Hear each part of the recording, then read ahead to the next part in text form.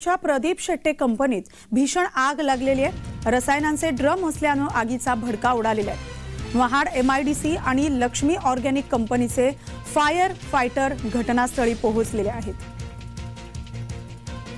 रायगडमधून ही आगी संदर्भात मोठी बातमी येते। रसायनांचे ड्रम असल्याने या ठिकाणी आगीचा मोठा भडका उडालेला आहे। अग्निशमन दल देखील या ठिकाणी पोहोचलेला आहे। महाड एमआयडीसी आणि लक्ष्मी ऑर्गॅनिक कंपनीचे फायर फायटर हे घटनास्थळी पोहोचलेले आहेत। रायगडच्या प्रदीप शेट्टे कंपनीत ही भीषण आग लागलेली आहे। रसायनांचे ड्रम असल्याने या ठिकाणी आगीचा मोठा भडका उडालेला आहे। आगीमुळे काही जीवितहानी किंवा वित्तहानी झाली की नाही झाली या संदर्भात अद्यापही कोणती माहिती समोर आलेली नाही। मात्र या आगीचा भडका उडालेला आहे। महाड एमआयडीसी आणि लक्ष्मी ऑर्गॅनिक कंपनीचे फायर फायटर घटनास्थळी पोहोचलेले आहेत। सध्या आग विझवण्याचे शर्थीचे प्रयत्न या ठिकाणी सुरू आहेत।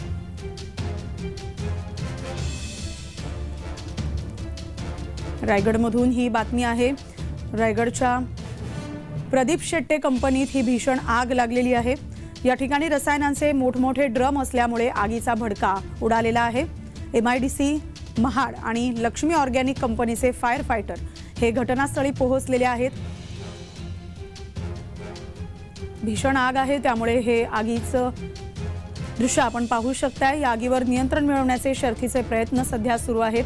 हवेत आगीचे मोठे लोट पसरतायत। आमचे प्रतिनिधी अजेश नाडकर आपल्या सोबत दूरध्वनीवरून जोडले गेलेत। अजेश, आगी संदर्भात बातमी आहे। प्रदीप शेट्टे कंपनीत ही आग लागलेली आहे। कशा प्रकारे आग विझवण्याचे प्रयत्न सुरू आहेत? मिलन, नक्कीच महाड एमआयडीसीतील प्रदीप शेट्टे नावाच्या कंपनीला संध्याकाळच्या 7च्या सुमारास ही भीषण आग लागली आहे। ही कंपनी रसायन बनवत असल्या कारणाने तिच्या गोदामामध्ये असणाऱ्या ड्रम मध्ये भरलेल्या रसायनाने ही आगीचा जो भडका आहे तो वाढत जात होता। मात्र या आगीची घटना समजतात या ठिकाणी महाड एमआयडीसीतील आणि लक्ष्मी कंपनीच्या फायर ब्रिगेडच्या ज्या गाड्या आहेत त्या या ठिकाणी पोहोचल्या आहेत। आगीवर नियंत्रण मिळवण्याचे प्रयत्न सुरू आहेत। एकंदरीतच महाड एमआयडीसी मध्ये या आधीही मोठ्या मोठ्या कंपनीला आग लागली होती आणि यामध्ये काही कामगारांचा मृत्यू देखील झाला होता। आणि अशाच पद्धतीने समीर शेट्टे या कंपनीला आग लागल्याने परिसरात भीतीचं वातावरण निर्माण झालं आहे। नीलम, अगदी अजेश, धन्यवाद तुम्ही दिलेल्या या माहितीसाठी।